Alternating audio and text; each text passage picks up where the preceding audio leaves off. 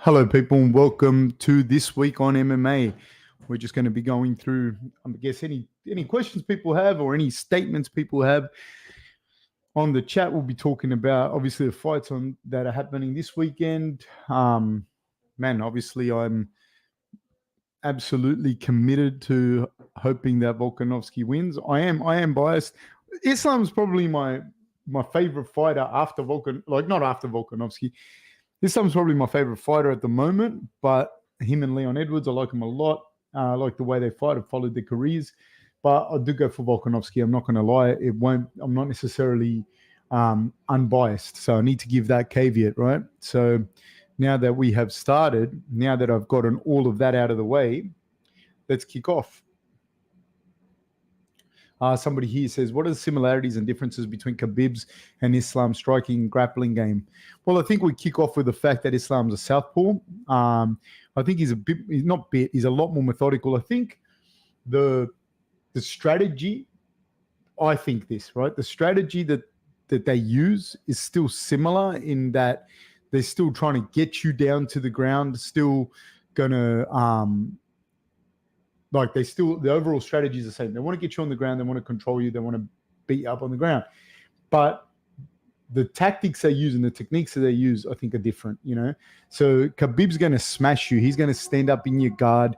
He's going to throw bombs. He's going to hurt you. And if you get up, he continues to ride you. Whereas Islam, if he does get you down, he holds you down. He holds you down and he starts to grapple with you. So the ground and pound's very, very different. Islam's looking for positional to hold you down in a position and start to work from there. Like he's actually grappling with you. Whereas Khabib will hold you for a second and then start to smash you until you start to move and then he can advance. On the feet, I think Islam's a lot tidier than Khabib, but Khabib's pressure coming forward is what he does. You know what I mean? But he's very, very careful with the way he does it too.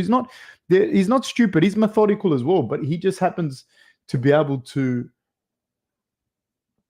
I think the guys they have fought, has kind of allowed for those differences to be more enunciated, because the guys that they fought allowed for that. John Wayne says, if Islam uses the front kick to keep the distance and to stop Volk from blitzing and pressuring, how does Volk counter that? I think Volk can counter that because, one, Volk's quick, right? Two, Volk hits hard when he does get in, he's going to hit you hard. And three, he uses feints very well. He uses feints and switches. So the front kicks and that, they're good, but it's better if it's to the open side. And Volkanovski is able to switch as well. So that's one way that he may counter that. Madara Uchiha says, Joe Rogan and Brendan Schaub keep telling people Volk beat Islam. Are they victims of how well Volk did in comparison to how most thought Islam would dominate, hence being blindsided to Islam actually winning?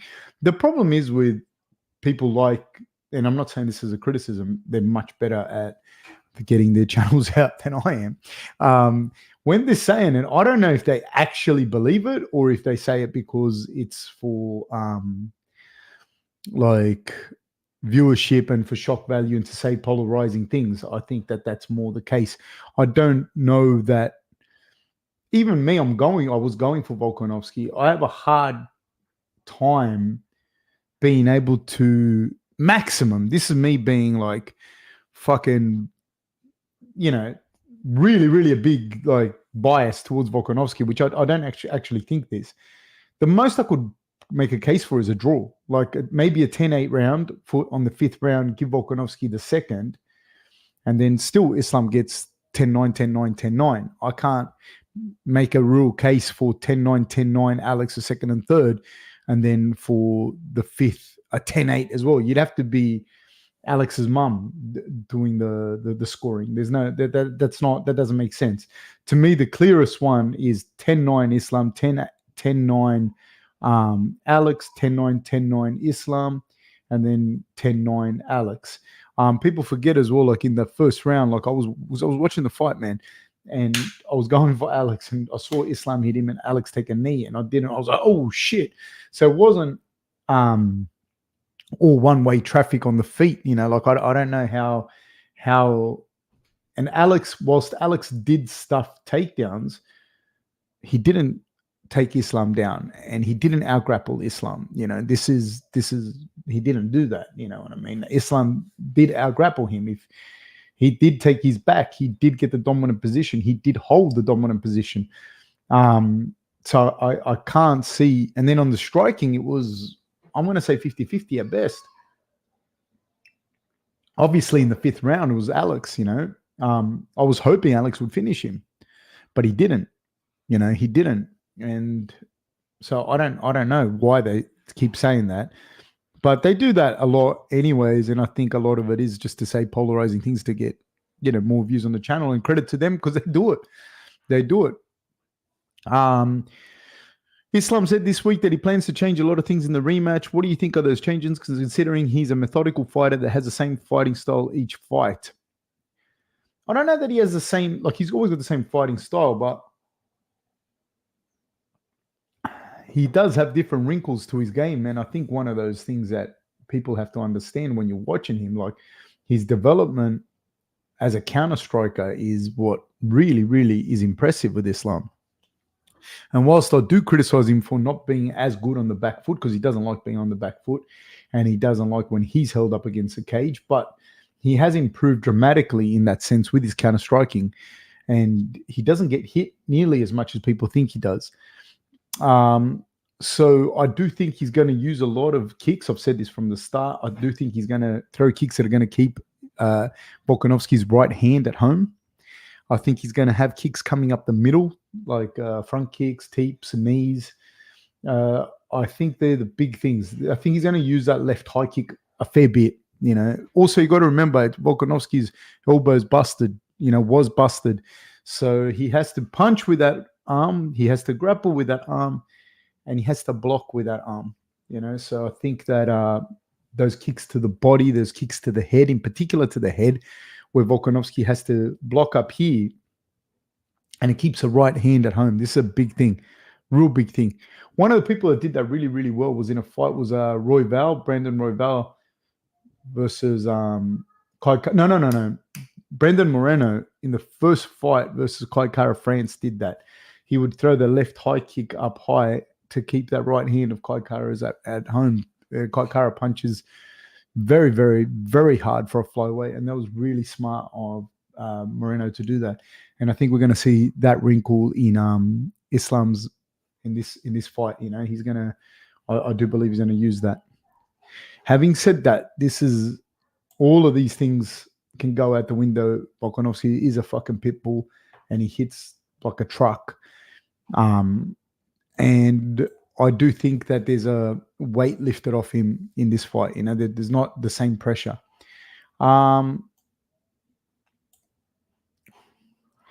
Death Note says, Islam took Volk's back in round 4, but was unable to land ground and pound or genuine submission attempts. How did Volk neutralize Islam in that situation, considering it was a disadvantageous to Volk? I think people need to understand, if you get your back taken, right, the onus is on you to escape it, not on the guy to jeopardize his dominant position. It's probably the most dominant position in combat sports is having your back taken. If anyone disagrees, let someone take your back, fuck it up, roll onto your stomach and have this dude on your back with his hooks in while you're face down. Worst position you can be in.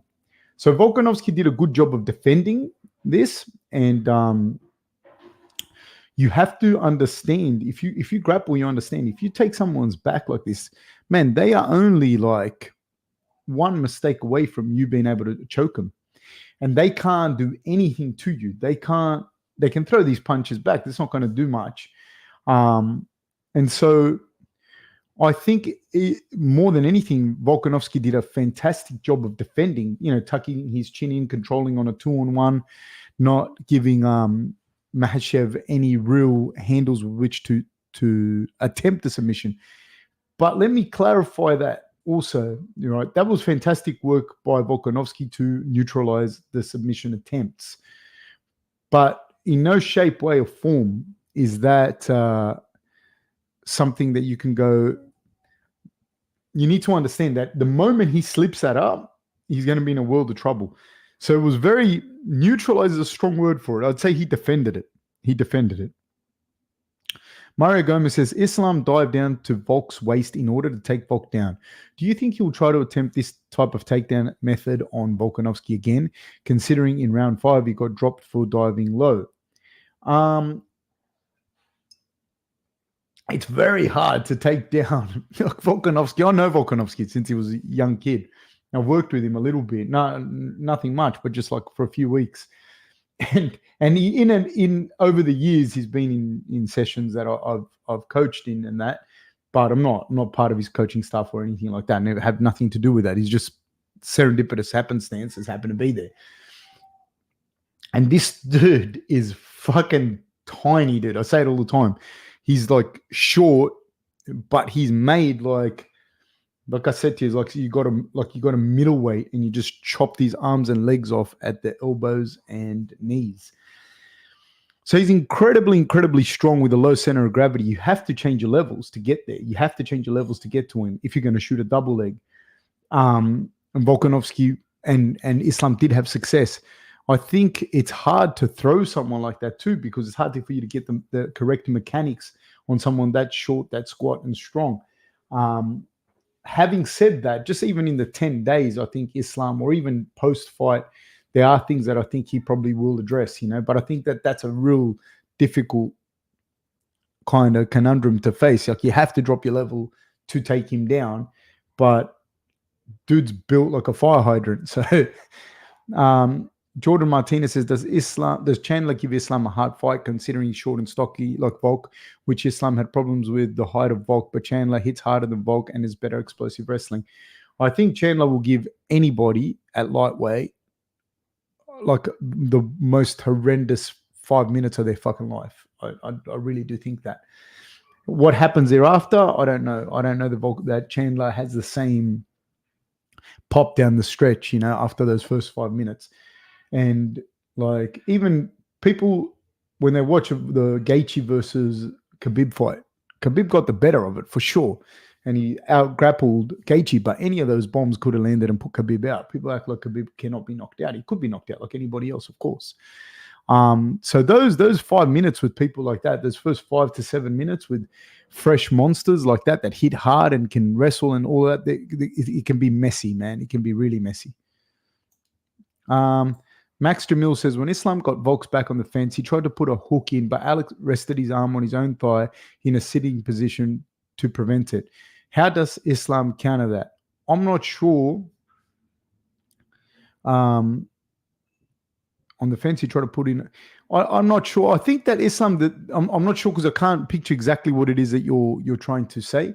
But let me read that again. When Islam got Volks back on the fence, he tried to put a hook in, but Alex rested his arm on his own thigh. Well, he could go to a body lock from there. He could go to a body lock depending on where he is, trapping that arm, or go for a front headlock and try and pull Alex down and then wrestle him from there. Islam has a greater vocabulary for a wrestling debate, than Alex. That's for sure. Having said that, though, I've said this before, Alex is not following the rules of the debate. So it's very hard, even if your vocabulary is better, to argue with someone that's not following the rules of the debate. So Alex can back away. Alex can be passive. Alex can dip his head. Alex can do a lot of things that are going to make it difficult for Islam to wrestle him. So can Islam move to something else? Like if Alex is defending like that, yeah, he can definitely defend. It'll be very interesting because they'll both have a feel of each other, of what to do.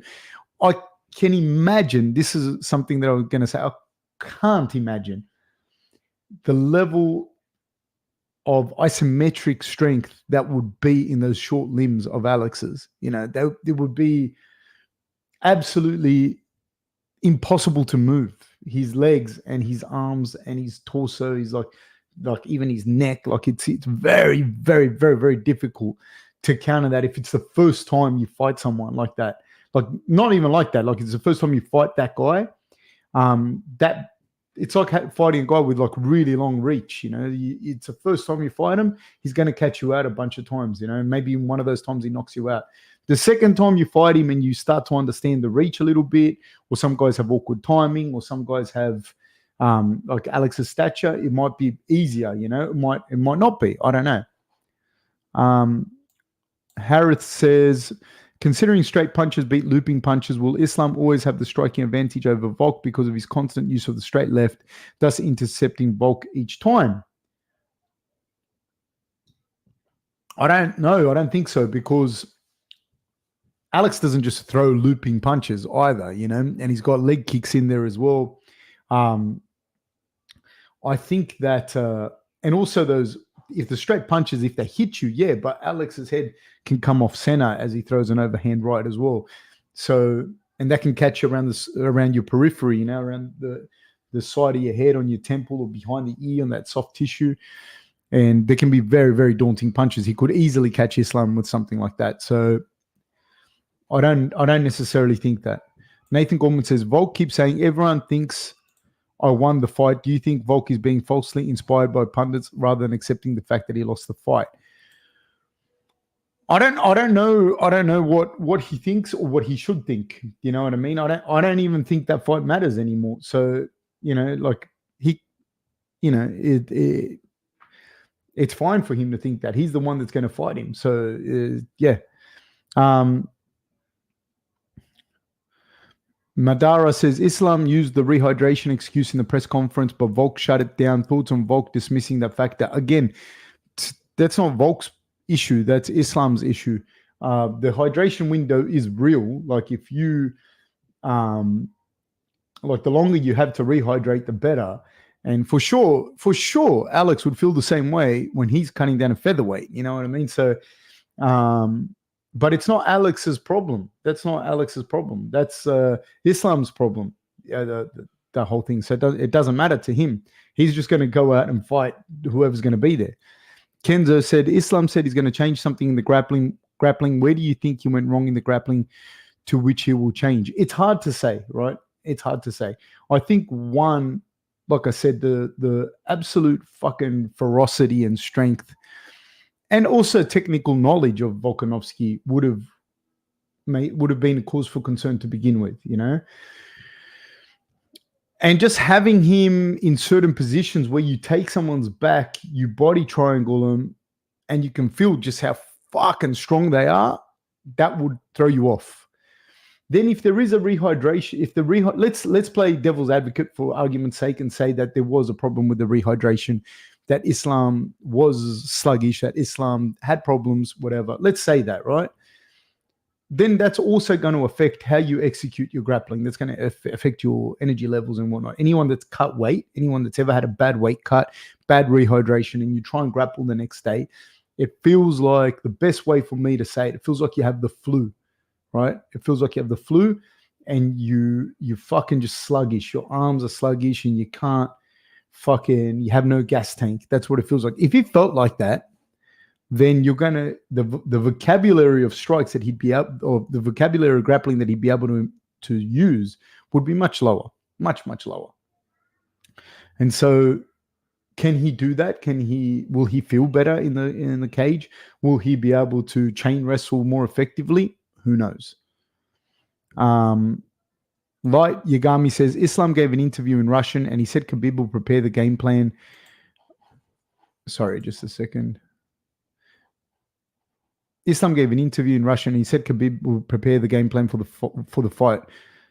Should it not be Javier Mendez instead? I have no idea of the mechanics of their team. I would imagine that they would all have input, and Islam included. So yeah, I don't know the mechanics of it. You know, thoughts on Islam's. Pep Guard says thoughts on Islam's coaches on embedded mimicking Volk striking by saying he starts with the left, then comes with the right. It seems like Islam has good tactical coaches, but they never get the credit.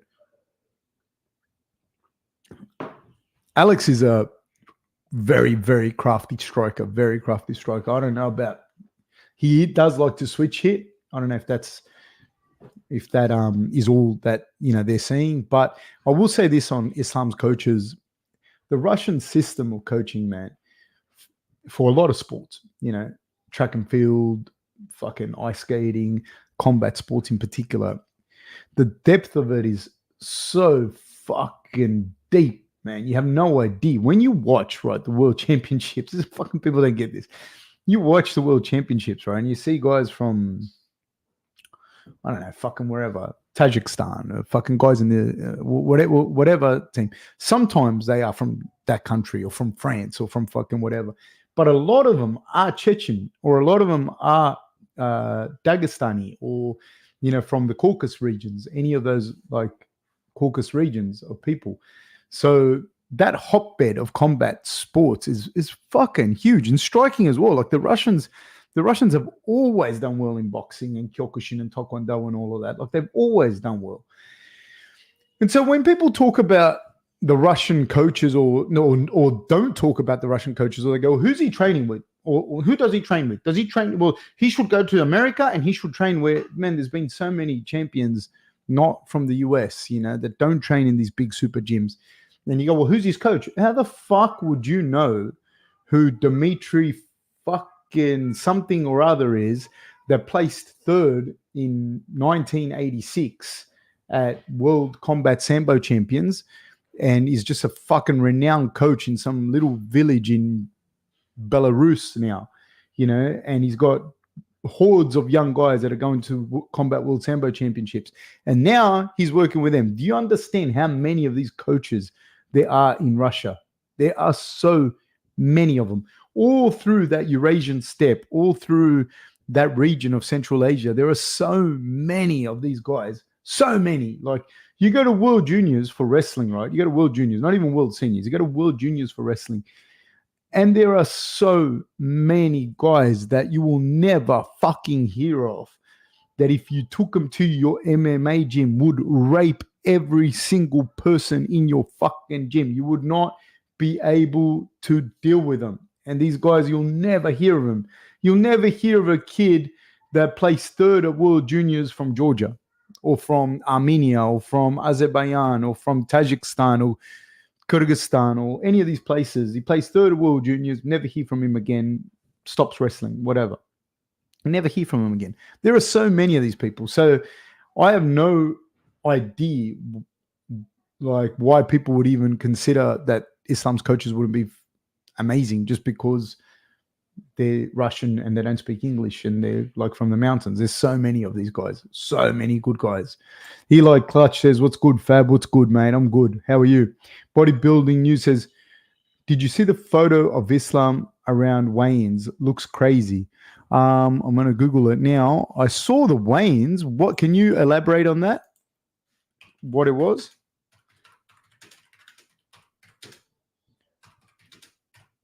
Let me see it right now, if something comes up.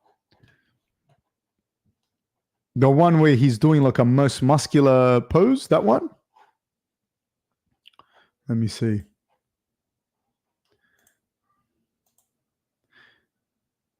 Or is that Hamza? That's Hamza. Which picture in particular? And why does he look crazy? I just, if you could elaborate on it.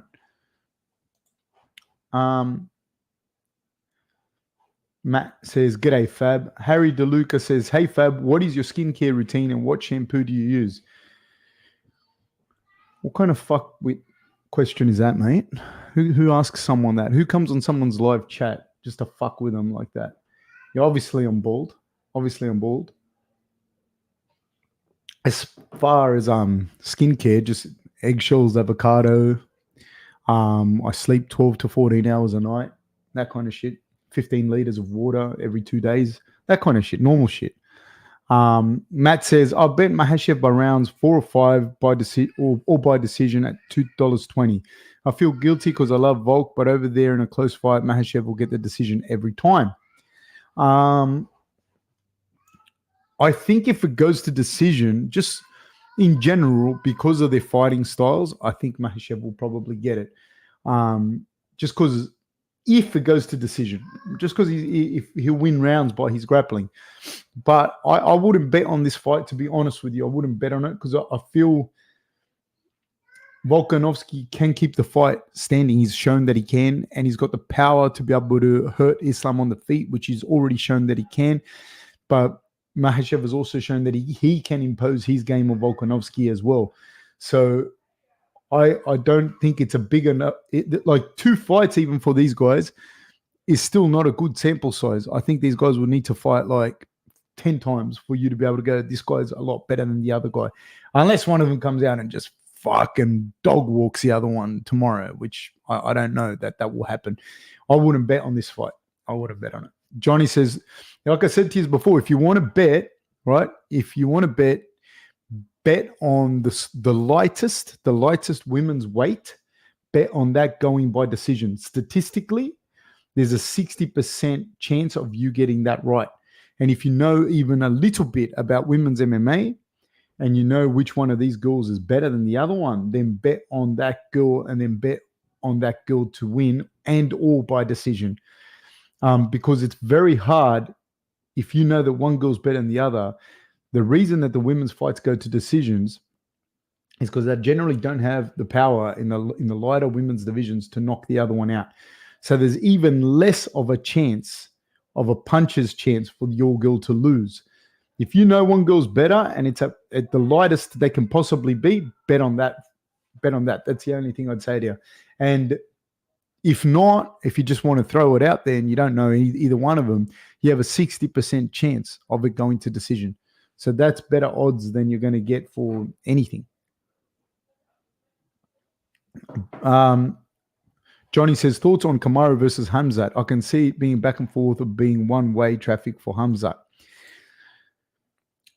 Look, I think that the problem here is not whether Kamaru is good or not. The problem here, I think that Khamzat is a young, mean dude, and age matters. It is a young man's sport. He's long, he's tall, he's big boy now. He's developed into a middleweight. I don't see him ever fighting at welterweight again. And I see that the way that he fights is not the way that Kamaru wants to fight. Kamaru wants to move you backwards,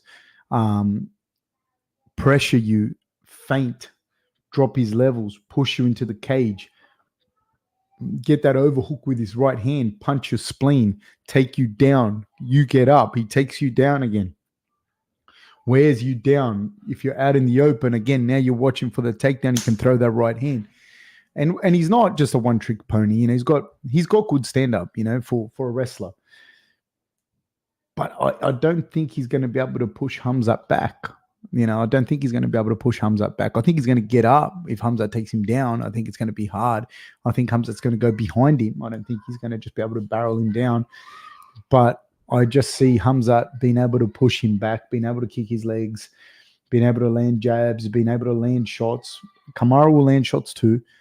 But Kamaru doesn't have Gilbert's game off his back. This is something that people don't understand. Gilbert Burns, multiple times Brazilian Jiu-Jitsu world champion, has a win over Kron Gracie in Brazilian Jiu-Jitsu. This is real credentials. And I know Kamaru doesn't have that kind of game off his back. So he can attempt to take him down with impunity. And once on his back like that, Kamaru is going to be in trouble if Khamzat can get him there, right? It's a tough fight. It's a tough fight, but I do see Khamzat emerging victorious. This fight is a little bit more clear-cut. Matt says, yep, it's up to you to escape if someone's got your back. The attacker is very happy to stay there. Lots of opportunities. Yeah, of course, man. The same way that if some dude was unloading on me with strikes and I have my hands up and I'm stuck on the cage, but all the shots are landing on my arms and elbows and forearms. And whilst, they're not landing on my head, they're not landing on my body, but I can't get fucking points for defending that while the shots are fucking bouncing off my head. You know what I mean? Like the guy put me against the cage. The guy is landing the shots on me. You know what I mean? Or trying to land the shots on me, rather. So, yeah. SG says, greetings, Fab. Right back at you, sir. Hyena95 says, Volk fought a perfect fight in Perth and still lost. Islam by whatever in Dubai. Super impressed with Volkanovski in that fight. Super impressed. I do agree with you, but I do think, and it's not just me being biased, I do think this. I do think that the difference, though, is that in the exchanges, fighting is not just 1 + 1 = 2. In any of those exchanges, Islam could have caught Volk and slept him as well. But Volk could have also caught Islam, and he caught Islam flush and dropped him. People forget Islam caught Volk early in the fight, made him take a knee. In boxing, that'd be a knockdown as well. So, like, it is what it is, man. It is what it is. Like, I don't know. Like, in any of those exchanges, it could be different. Alex says, love your work, Fab. A real shame Rob isn't doing this with you. We are all moved way past that, Alex. We are good. I love you too, man. Take care. Hands in your pants says, Islam will hump his leg, Volk spin and elbow KO. Excellent. Hands in your pants. Harry DeLuca says, what do you think about the accusations Bobby Green made about Islam being given performance-enhancing drugs by his coaches early in his career and growing up? Okay, I don't know. Like, again, I don't know that, like, I'm not saying he's not on it, but I don't know that there's any foundation to say that he was actually given performance-enhancing drugs. I was having a conversation today with someone about that, and it's like, if you play rugby league and you're given supplements by your coaches, which happens, by the way, this happens. A whole fucking first grade team got done for taking peptides a few years ago, probably 10 years ago. This is a professional rugby league team, by the way. Professional rugby league team. So the players themselves, the athletes themselves, no matter where you are, you'll just take what your coaches give you. No 15, 16, 17, 18-year-old kid is going to go, oh, hold on a second. Let me independently test these whey protein supplements. So that happens everywhere. Like, let's be real about that. I don't think that, like, he's not on it, or I don't think that he's on it. I don't know enough, I'm not going to say too much about coaches, about the athletes themselves, but if you Google there's a lot of UFC champions that have been actually caught with performance enhancing drugs, and they weren't Russian. So I don't know. I can't really say too much on that. And it's like, so many high school kids in the US and Australia, whatever, Brazil, wherever, have taken steroids and taken all sorts of shit. So I don't know about those accusations. I can't even say, yeah, Islam took them. Do you know what I mean? Like, there's no real anything to say that. I'm not saying he didn't, but there's nothing to say that any more than you could say about so many other champions. John Wayne says, could Kamaru KO Khamzat the way he KO'd Masvidal? Because Khamzat doesn't move his head. He seems confident in his ability to take a shot, but Burns dropped him. Was that the wake-up call he needed? I don't see him necessarily doing it the same way he did to Masvidal, because Masvidal couldn't hang with Kamaru in the wrestling, nor was he a wrestling threat himself. Whereas Khamzat is absolutely a wrestling threat, and he doesn't fear the wrestling of Kamaru in the same way. Having said that, can he catch Khamzat? Of course he can catch Khamzat. Of course he can. Death Note says, what can Khamzat do to improve his cardio? More cardio training or pace himself during fights better? Yeah, I was going to say, I don't know that he has a cardio problem. I just think he starts the fight at a fucking crazy pace, and I don't think that that's necessarily a bad thing until someone shows him that it is. He's a young guy. He's a bigger, stronger, meaner guy, and he's been that in every single fight. Even with the Gilbert Burns fight, he still won that fight. Like, and it's still talking like people go, oh, fuck Gilbert Burns, man, is one of the better welterweights. Like, and he did that well, and it was only like 10 or 11 fights into his career. That's pretty impressive to beat Gilbert Burns, to drop Gilbert Burns as well. He definitely won the fight.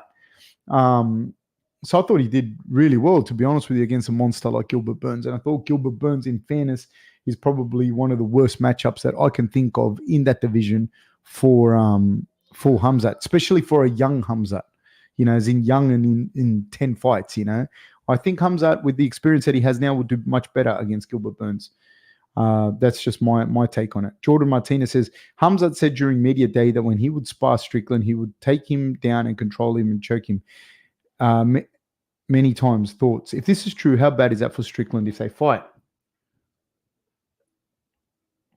I've seen an interview where Strickland basically acknowledged that. I'd have to favor Hamzat, but fights are different, dude. You know what I mean? Fights are real fucking different, because if you do jiu-jitsu, right? If you do jiu-jitsu in the gym versus doing jiu-jitsu in a comp, it's completely fucking different. Completely different. You can grapple someone that you can tap in training, you can tap them out a couple of times, maybe even in a round. But in a match, they just have to make it difficult for you to tap them. They just have to not engage in where you are strong. And then maybe they land a takedown or something, or they get an advantage and they win. You know, and this is a guy you tap maybe 10, 12 times a week, you know, then you go in a comp with them and they beat you. And then they beat you fucking every time. You just can't get your game off on them.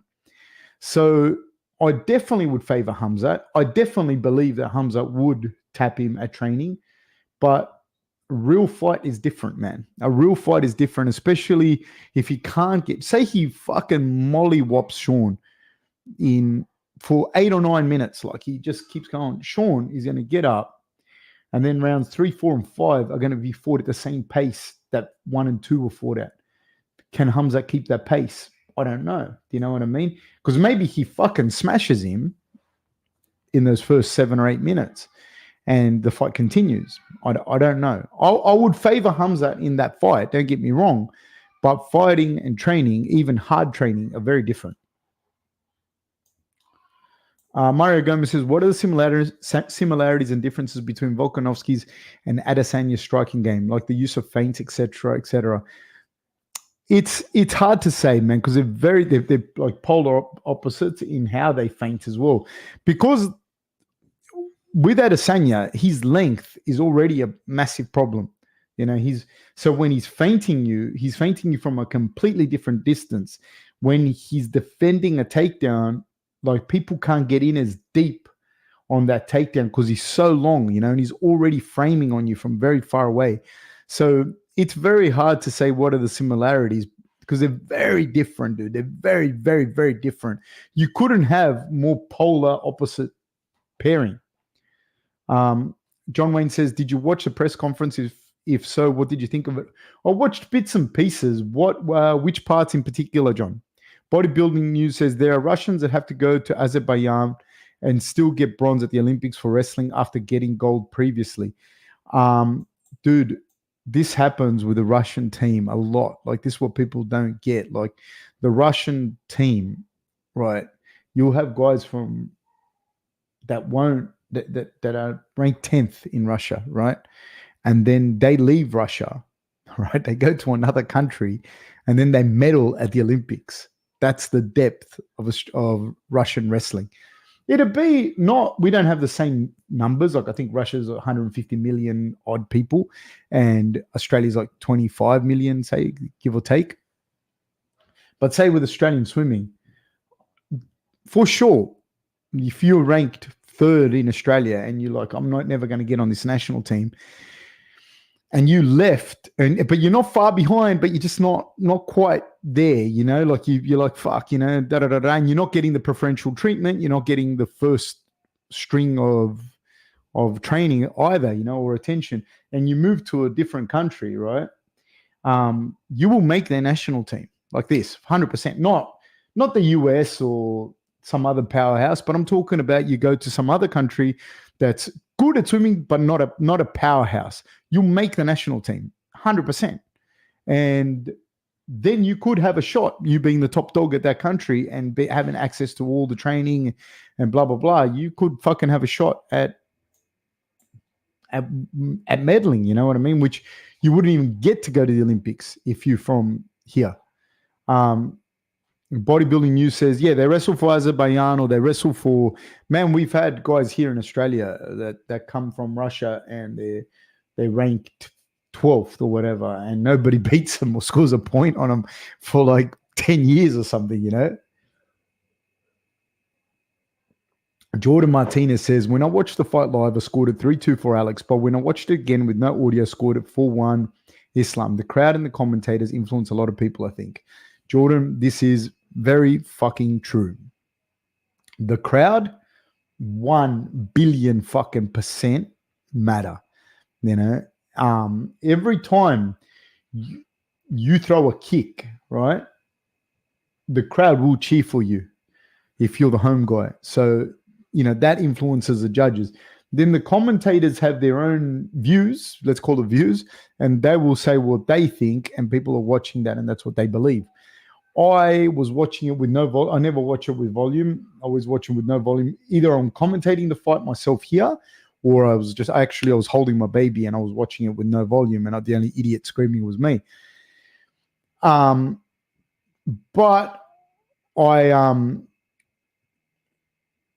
I don't think that I didn't think that Volkanovski won. Like when I was watching that fight, I didn't think he won it. You know, I thought 3-2 for Islam for sure.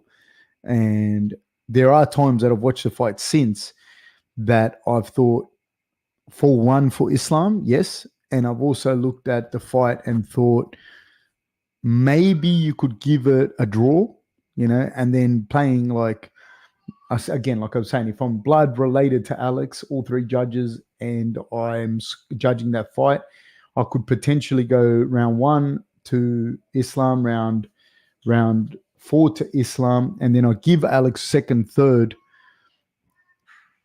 and the third 10-8, maybe, you know, that. But this is, you're being very wishful, you know what I mean? I don't even understand. Like that to me would be like you're only seeing what Alex does. So I think the fairest probably is a 3-2 to Islam. I can't see how there wouldn't be much debate for the others. Bodybuilding News says it's on MMA Guru's Instagram. Shout out to the MMA Guru. He's a fucking champion, that guy. I like him. Not everything he says is fucking everything I agree with, but I like the fact that you're not listening to the same fucking rhetoric, because it does get old, you know. So good for him, you know. No, he's sitting around looking like Skeletor. If you're talking about Islam, yeah, Islam would be cutting a lot of weight, man, to get down there. So the rehydration window would matter a lot for him. Yeah, I think so, if that's what you're getting at. Dylan Crozier says that one when he looks like he's about to kick the bucket. Dylan Crozier says he's next to Aliskarov and Salikov. Pepgard says thoughts on the Kamaru incident with Gaethje in the open workout and the whole knee debacle. I don't know what was actually said. But I am going to say this. I have very, very, very bad knees, right? And my knees fucking pop sometimes. I was born with my femur and my tibia not aligned, right? But really badly aligned. And so over the years, it's gotten worse and worse and worse and worse. I can still kind of roll a little bit, but not much. I can't, like, there's a lot of shit I can't do. And sometimes my knee will go pop, you know. And the other day, I was doing like a back bridge, like when you wrestle, like I was just showing a back bridge, and my knee popped, you know, popped in and out. I mean, out and in. And I was like, holy fuck. And the guy that was holding, like, kind of like he was next to me, he was like, shit, I heard it. Are you all right? And I said, yeah, no, I'm good. And then today, I'm good. So what I'm saying is, if you have chronic knee issues like Islam, like Kamaru does have, your knee might pop, and it's not really indicative of acute trauma. Like, you know what I mean? Like, it's not like he has great knees and then his knee just popped that day and his ligaments went. If he's already got bad knees like me, you know, probably not as bad as me, but he's got bad knees. And this is, you know, everyone knows he's got bad knees.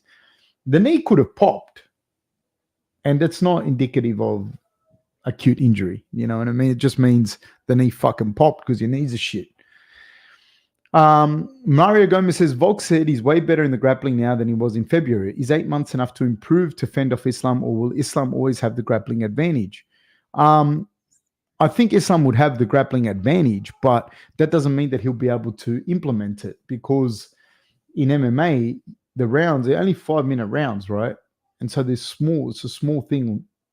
If Volkanovski can, and then your grappling vocabulary that you can use in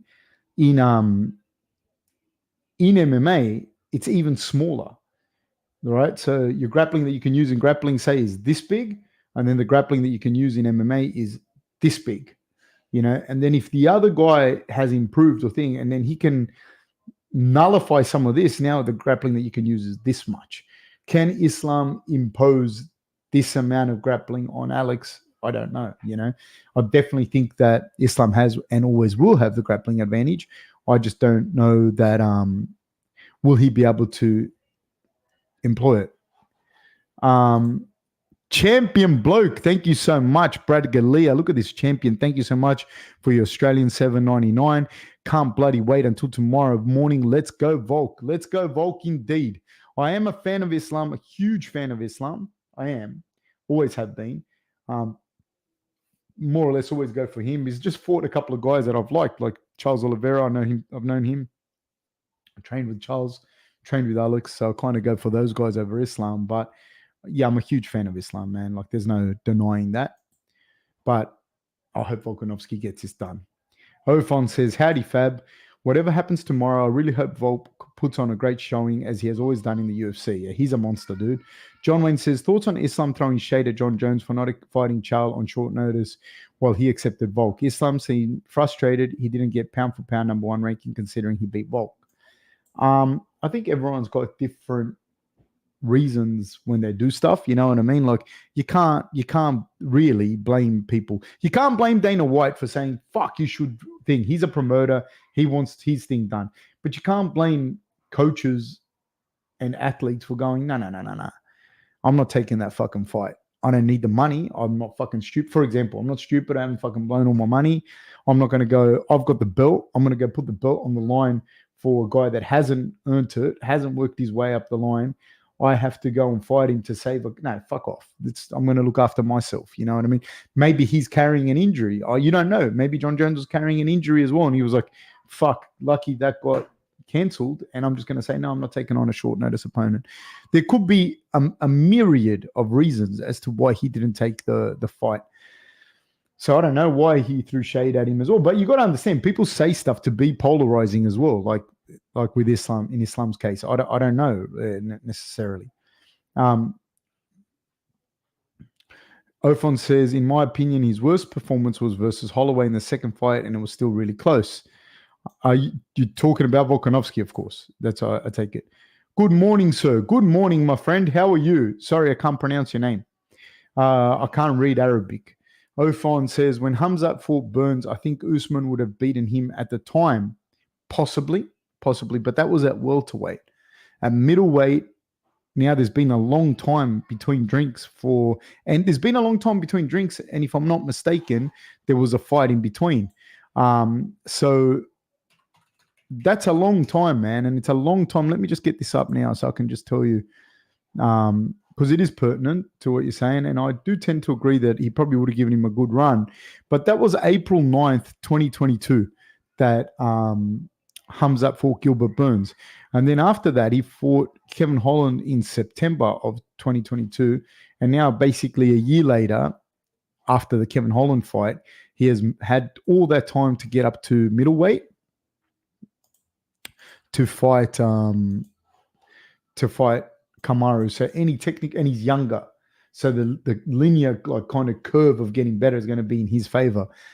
So I think that this version of Khamzat, without having seen him, rather than speculative, I think is going to be better. He's younger. He's got more room to improve. And he's had time to bulk up into a middleweight. Kenny says, yep, sparring is not the same as actual fighting. No, it's not. Even hard sparring is not the same. Ofon says, right now I agree as a normie in a 3-round. I think Khamzat takes it. Ofon says, getting Ferguson versus Gaethje vibes. Could be. Jordan Martinez says, what did you make of the IV accusations back in the first fight? There was no proof Islam took it, but Team Volk and Dan Hooker made it like they had proof. Oh, fuck, dude. I don't even know why it was said. Like, if they had proof and they let it, they said it. If not, people say shit all the time for polarizing reasons. And I think, if I'm not mistaken, you can use an IV up to a certain amount of mils anyways. So I don't know if that's a case in Perth. I haven't checked it. It just caught me off guard like this. So I don't know. Proof is different to I think, or proof is different to like I know, when you say something like I can think of a lot of guys and I have circumstantial evidence for a lot of people that I would say high profile athletes that I know that are taking performance enhancing drugs, but I have no proof. I don't even have enough for a solid accusation, and it's probably more than just that. You know what I mean? So a lot of it's hearsay as well. Like somebody might have told me something, right? And people talk about these things all the time. Yeah. Jordan Martinez says, to be fair, Volk talked about it on Ariel's show, but only Hooker was more accusatory. Then Ali Abdelaziz gave more credence, saying it was legal to use IVs in Australia. Laugh out loud. Yeah, I don't know, man. I don't know about any and all of that stuff. You know what I mean? Like, I don't know. Sometimes, and I'm not accusing anyone, I'm not accusing Islam or Dan or Volk or whatever, but with a lot of the fighters and a lot of the athletes and a lot of these high-profile guys, it's the stove calling the kettle black a lot of the times. You know what I mean? Then Chris James, yeah. So I don't know about all of that. I don't know. Maybe he did. Maybe he didn't. I don't fucking know. Says Death Note says no. Chris James says, who has Hamzat beat though? I don't think that Kevin Holland is a shit win. I don't think, and it's how he beat Kevin Holland. Like he fucking ragdolled Kevin Holland. That wasn't even fucking close. Like it wasn't a close fight. So that was a pretty impressive win. I'm not going to lie. Gilbert Burns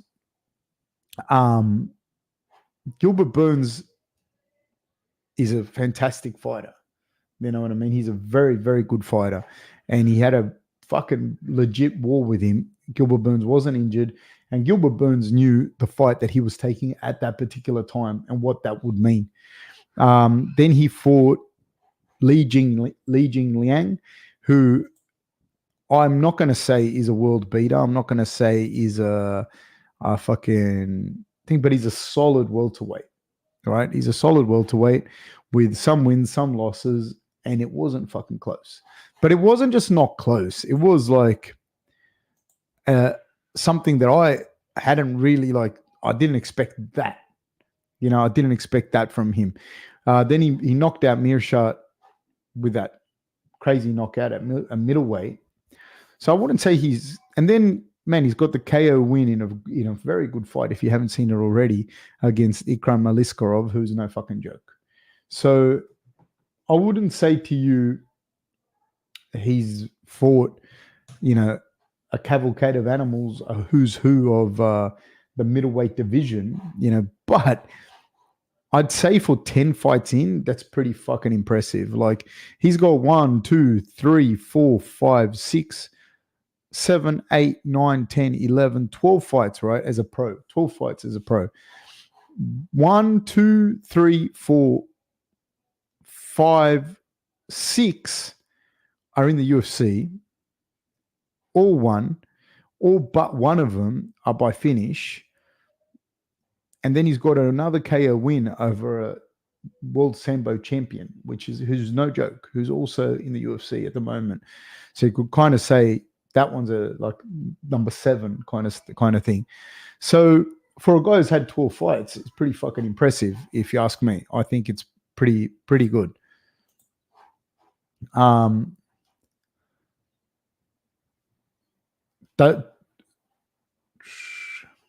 And then Ofon says Li Jingliang or whatever his name is, and Kevin Holland at 170. Well, that same answer I gave. Death Note says, does Hamza and Khabib have the same grappling style? No. They have a similar grappling style, but Hamza is very long, man, and he likes to shoot the double leg and get his hips in underneath you. And he's very dynamic. I really like the way that he moves, and his grappling style, his wrestling style is very. You can really, really see the the freestyle wrestling that he has, and I believe he medaled at Chechen juniors, at Russian juniors from when he was in Chechnya. And if you medal at the Russian national championships, like this, all the stuff we were speaking about before, you pretty much one of the best under 20s in the world if you medal at the Russian nationals, and that's what he did, supposedly. And I have no reason to believe that he's not that level. So you can really see the Olympic freestyle influence in his grappling, in the way he wrestles. Whereas Khabib, you can feel and see a very strong judo influence with a lot of kind of leg sweeps that he does, and just different types, just the way that he grapples. You can really see a judo influence from Khabib. And you can see with Khamzat, it's very freestyle, Olympic freestyle wrestling with jiu-jitsu thrown in there. And both very powerful styles. Harry DeLuca says, how do you reckon a fight with Strickland and Dricus and Strickland versus Chimaev plays out? I think Chimaev will smash Strickland in the early rounds. Then he either has to get Strickland out of there early, or I do think that in the third, fourth, and fifth, Strickland will come on strong. I think in a 3-round fight, it'd be very hard to beat Khamzat, for Strickland to beat Khamzat. But in a 5-round fight, if he can't get Strickland out of there, because Strickland's fucking tough, dude. He's fucking tough. He knows how to grapple. He knows how to defend himself. They're 5-minute rounds. If he can't get him out of there, I think Strickland can give Khamzat a big problem. Strickland's a big guy too, man. People don't realize he's a big fucking dude. And he's, since then to now, like since they sparred till now, you can see how much leaner Strickland is. Strickland used to be very lean, like very in shape lean. Then he kind of went away from it a little bit. And then he, like when he was at welterweight, he was fucking shredded. Then he went away from it. And nowadays, when you look at him, his body looks like, when he's in shape, he's like a fucking greyhound, So he's a big dude as well, man. And he knows how to grapple. And he knows, more importantly, he knows how to fight. And he knows how to pace himself. Very clever guy, the way he fights.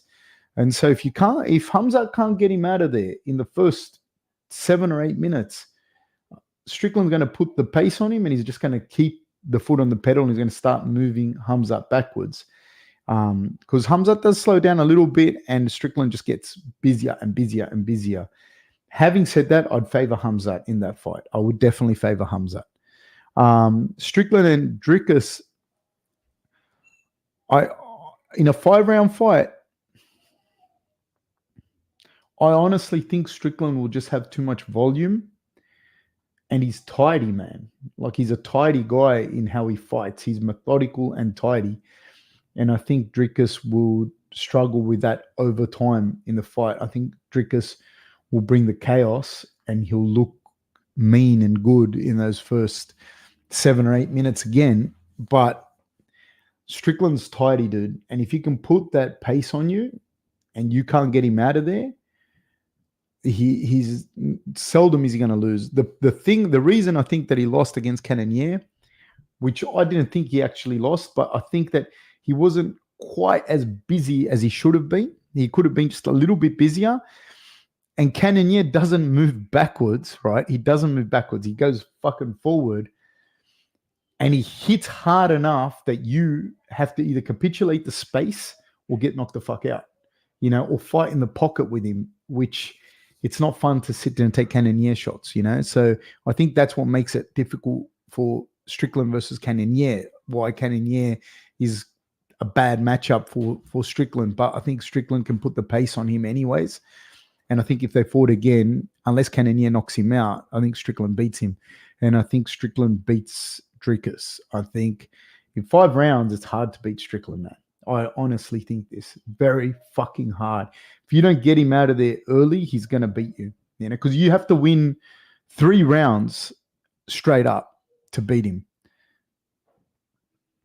And nothing's guaranteed. It's very hard to just fucking win 3 rounds against him like that. So I think Strickland beats Dricus. And I'd favor Chimaev over Strickland. But I think if Chimaev can't get him out of there early, it'll be Strickland. Ofon says, Chimaev subs him quick and Drickus, I don't know how that goes. I don't know. Like I said, he'd have to sub him quick. If he doesn't sub him quick, he's going to have problems. Kenny says, if Usman and Hamza, both unranked, lose to Strickland, do they skip to number one rank? How does that make sense? If Usman and Hamza, both unranked, lose to Strickland, I don't understand your question, Kenny. If Usman and Hamza, they're both unranked, lose to Strickland, do they skip to number one? How does that make sense? Do you mean if one of them wins, do they skip the number one contender? Is that what you mean? I don't really get the question. But I mean, I think that the middleweight division needs new blood. Do you know what I mean? Let's do it like this. I can't say to you, like, I can't say Rob should get the title shot. He just lost to Drickus, right? I think Drickus should get the title shot. I don't see how anyone could beat Rob and not get the title shot, right? Strickland is the champion. I would like, Israel is right there. I don't know what Israel should do. I don't know about, he's not going to take a rematch anyway, so that's out of the question. So, but Israel's still there. Then you need new blood, man. Then you got Costa, who hasn't fought in I don't know how fucking long. And then you have these two new guys into this division, which I honestly would like. You have to welcome it, dude. You have to welcome it. You can't just. And I also think, like, I'd like to see guys like Imavov fight up. I don't want to see him fight. Like, I'd like to see these 5-6 guys. I'd like to see them fight Brendan Allen, Imavov, Aliskerov. These are the fights that I'd like to see, you know. I'd like to see some mix in that. And that isn't to say that these guys like Imavov, Aliskerov and that will beat them, but I'd like to see new blood. Shaka Garami says, great to see you streaming again, Fab. What time are you getting up tomorrow morning? I'll be on at 5 a.m. We are so spoiled with midday cards in Australia. I'm actually starting to have some empathy for UK MMA fans. Yeah, it's fucking brutal. Guys, if you haven't already, please like and subscribe and share the channel with your friends. Now, I'll be up tomorrow. I'll start streaming at 5. Sorry, guys, if I skip a few. Because I'm going to have to jump out. Ofon says, I'm glad you can be that honest, Fab. I also thought John won the first fight versus Gustafsson, but people get angry at me for saying that. I also thought John won the first fight. I can't remember off the top of my head, but just that fight, the first fight versus Gustafsson, yeah, again, I don't think that Gustafsson won that fight from memory. And I also remember Gustafsson getting almost fucking finished in that fight, like really badly hurt. I can't remember it right off the top of my head. Sorry if I skip you guys. Sorry if I skip you. We're over the hour mark. I try and keep these down to an hour, but I'm going to have to go soon. But I'm just going over the whole thing. Ofon, when you said you're glad I'm being that honest, what are you referring to? James asks, how much does it matter to be able to fight in a switch stance? And would there be fighters who don't train switching stances at all? Sorry if that's a dumb question. I think there are fighters that don't really fight out of southpaw. If they're orthodox, they don't really fight out of southpaw. Like GSP, for example, I'm not saying he couldn't or didn't ever fight out of southpaw. I'm not saying that. But he's a guy that generally just fought you in orthodox. But the thing is, why did he do that? Because he used the jab like how a fencer uses, you know, he just prod you with that jab, stick that jab in your face. But that would also allow him to be able to set up his double leg from that stance, you know. So he was very good at pushing you into his strengths from that particular position. So sometimes it's good, sometimes it's not, but it depends on your fighting style and what you do from that position. Ofon says, it's got to be very hard to be honest when you're speaking around people you're very close to. Yeah, man, like 100%, dude. And there's another thing that people don't get, like even with honesty, like just because I think your wife is fat and ugly, I can't be like, hey, mate, this is the truth.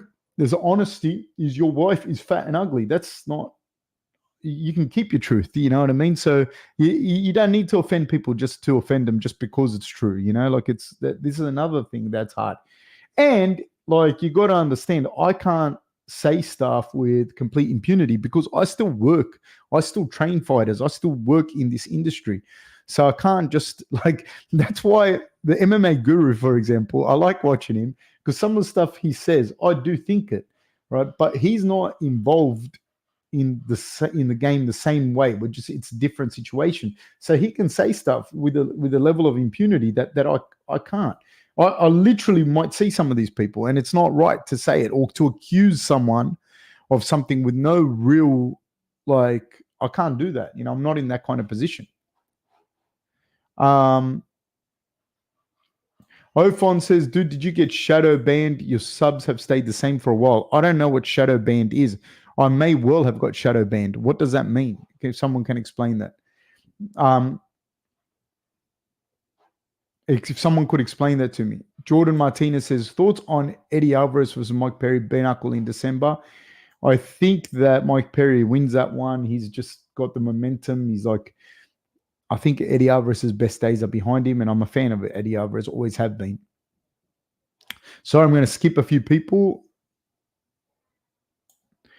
Mighty Mouse and Bisping have both. Kenny says Mighty Mouse and Bisping have both said they recently rewatched and very slightly give the nod to Volk or at least a draw. Yeah, I don't know, man, because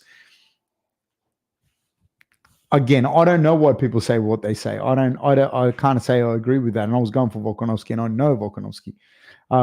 Kenny said Usman's bad knees are nothing new. Francis on Rogan said Usman literally could not walk the Wednesday before Colby won, and you couldn't even tell. There you go. John Wayne says Islam slipped twice in round 2 and 3 when Alex closed the distance. It looked like he clipped Islam, but Islam slipped. Instead, Islam won round 2 with a big counter shot that sent Volk back. Yeah, I don't think Volkanovski won, and I was going for Volkanovski. I am going for Volkanovski, right? I am clearly fucking biased going for Volkanovski, but I don't think he won the fight. I thought it was close. I thought Volkanovski some fucking really good moments in that fight. And I think Volkanovski, I think he's pretty much right up there with like some of the very best, regardless of weight, to ever do it. That's what I think of Volkanovski. But I don't think he beat Islam, you know. Kenny says, from what I learned watching Khabib and Islam over the years, they do ham it up sometimes, but even when they do, there is some underlying truth. Body, blue, raised arms. Ofon says, I don't know. I don't understand the reference. Sorry, I'm going to skip a few. Sorry, guys. Because I'm going to jump off soon. I'm just skipping a few. All right, I've gone right to the end here. It says, Ofon says, shadow ban means your videos don't get promoted by the YouTube algorithm. People can find you by searching, but it becomes very hard to get more subs as a result of the shadow ban. How does that happen, that you get shadow banned? In the moment, I was so angry at the situation because I thought Volk won, but maybe that's due to me being a super biased fan. I was a super biased fan. I am a super biased fan, fucking hell. But you know where I know, like, if I'm honest, like, people aren't fucking very... If you can answer that with the shadow banning, that'd be great. But I'll tell you this. I know this. This is why I can tell you. When I was watching the fight, there were more moments where I was going for him, for Volk, when I was cheering for him. But there were a lot of fucking moments where I was like, oh, fuck, you know, where I was like, sad, like, or fucking anxious, or like I didn't, oh fuck, you know, because I could feel the shots. You know, there were, when you're going for someone, you see the shots that they are doing, but you also see the shots that they're eating too. So I didn't think he won that fight, but yeah.